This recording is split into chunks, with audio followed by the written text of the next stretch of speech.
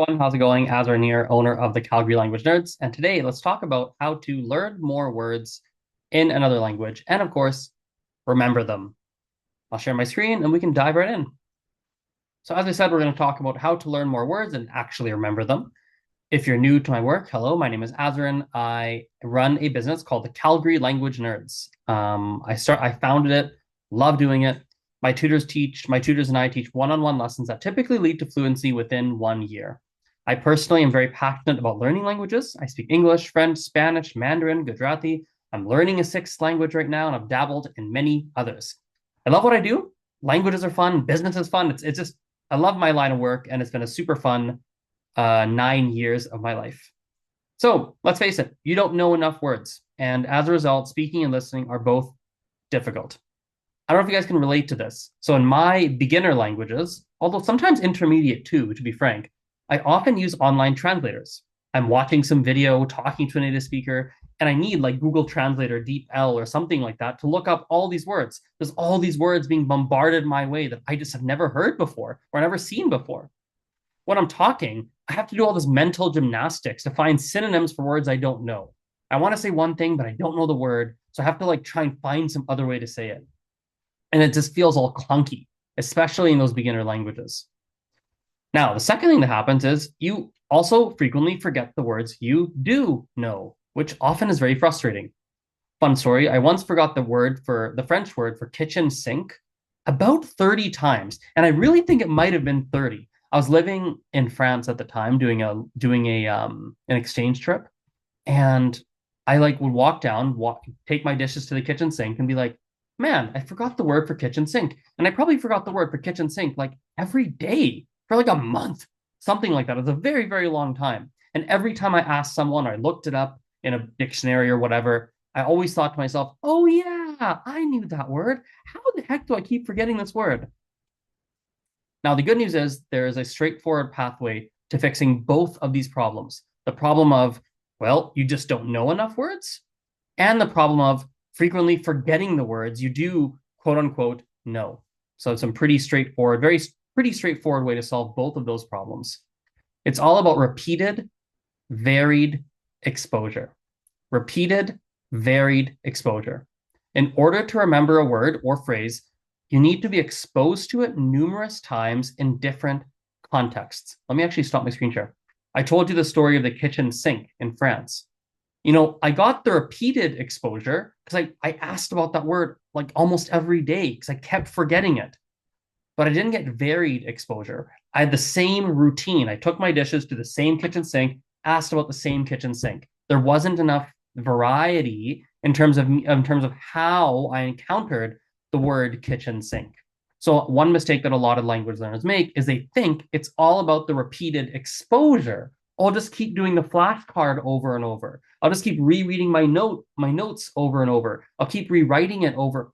That doesn't help. It's repeated exposure, yes, but also varied. You have to see it. Let me share my screen again. You have to see it again.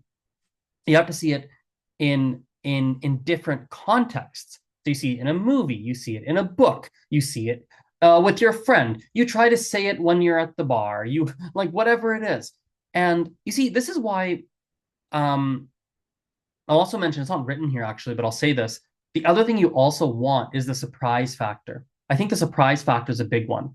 You want that repeated exposure, you want the varied exposure, but you want surprise exposure where the word comes up on you and you weren't expecting it. There's something about that also is very important. Now, how do you get those three things? How do you get the repetition? How do you get the varied exposure? How do you get the surprise factor? Well, the easiest way is to read and listen to content regularly that's at your level and look unknown words up in an online translator as you go. Very simple. Do this every day, 15 minutes, 30 minutes, depends on your schedule. Every other day, depends on your schedule, but doing that as regularly as possible will fix that problem. Now, I'm someone who loves to track progress. Most language learners don't track their progress. And if you're not tracking progress, you're not going to be very motivated. You'll read, you'll listen, you'll do that, you'll look up words you don't know, you'll do that regularly, but then you'll think to yourself, I don't know if I'm getting better. Is this working? I don't know. But if you're tracking your progress, you will know that it is working, and that will motivate you. So how do we do that? Well, a couple things we can do. Keep a running list of all new words and phrases you've encountered. I just do it on my phone in a simple like note file. I number it off so I can quickly see how many words are on the list. Okay. You can do it in an actual physical notebook too. Before smartphones, I used to do it on a physical, I literally have a notebook and I'll just like carry it with me and just write them in the notebook. You want this list to get pretty long. You want to have as many words as possible on the list. This is showing you the sheer number of words and phrases you have encountered. And I'm telling you, you want that list to be long. I, for example, use an app called Link or LingQ, depending on the person you talk to. Okay.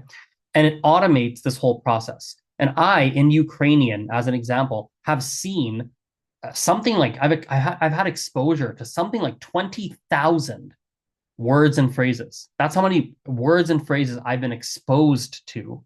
And the reality is when you're fluent in something, you will have been exposed to so many thousands upon thousands upon thousands of words and phrases. That's just reality. Now, don't get overwhelmed. You might think, oh my God, I have to learn all these thousands of words. No, no, no. What you don't realize is as soon as you start making that list gets really long, really fast. It just happens by just reading and listening regularly. It just gets long really fast. Okay. So you don't need to like think, oh my God, I need to learn. No, no, no, no. It just happens. Okay. And again, if you want to automate the process, you can use an app called Link, but you can do it on pen and paper or just on a phone as well, which is what I used to do before I knew Link existed. If you're not using Link, I'd also recommend completing a vocabulary self-assessment every 30 hours of study. I have a free one you can use. That way you can check how many words you know at all times. You can watch that number go up, which is really motivating, right? And if you're reading and listening regularly, I said 30 hours because it's maybe like an hour a day. I know some people that might be too much. I get it. But, roughly every month-ish is how I was thinking of it. And it'll be cool to watch that number go up regularly, right? Now, again, Link does all that for you in an automated way. It just it automates and tells you how many words you know, how many memorized, it's all done for you. But again, you can do so manually as well by using my vocabulary self-assessment.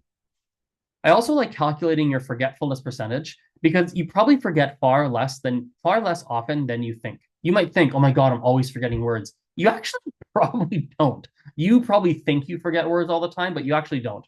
So how do we know this? How can I prove this to you? I like to show it to you, not just saying words. Pick any 100-word text in the language you're learning. Anything. French, text, whatever language you're learning. Take 100 words from the internet, the news. I don't care, from some book. It doesn't matter from where. As you read it, highlight or circle the words you didn't understand at first, but recognized once you looked them up. In other words, you'd forgotten what they meant. Okay? For example, if there were 5 words on 100 that you'd forgotten, which is probably what it'll be, honestly, your forgetfulness percentage is 5%. In other words, 95% you remembered and you forgot 5. And for a lot of you, most of you, it's probably going to be a pretty low percentage, 5%, 10%, maybe 15%. So you're at 85% non-forgetting, which is amazing.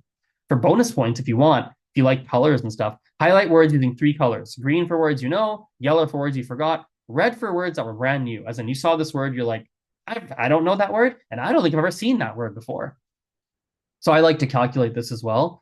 You don't have to do that all the time, just from time to time if you're curious. Finally, feel free to study, but it is not mandatory. So you can study if you want, but it's not mandatory. If you just listen or read daily and look up unfamiliar words, that'll be enough to boost your vocabulary, especially if you're diligent while tracking your progress. The progress tracking really keeps you focused and keeps you motivated. The reading and listening will, obviously boost your vocabulary. But I understand that some of you will want to do more. Like my mom is a perfect example. She would not just read and listen every day. That's not what she would do. She feels like she needs to study. Right? I'm studying a language. Shouldn't I be studying? So if that's an inherent feeling you have inside of you, I don't have that, by the way. I've now done this for many languages and I've learned through experience that it's not necessary, but maybe for you, like you feel like, yeah, I got to study, like just reading and listening and looking words up. Like, how am I memorizing it? How am I putting this in my brain? Well, you're welcome to use any traditional study strategies, such as flashcards, having someone quiz you, rewriting your notes, rereading your notes, writing practice sentences with the words that you've encountered. Like these are all good examples. The typical types of things you did or do back in school when you're trying to study for a test, however you studied, you're welcome to do this for your vocabulary as well. Now, I will mention studying is definitely optional.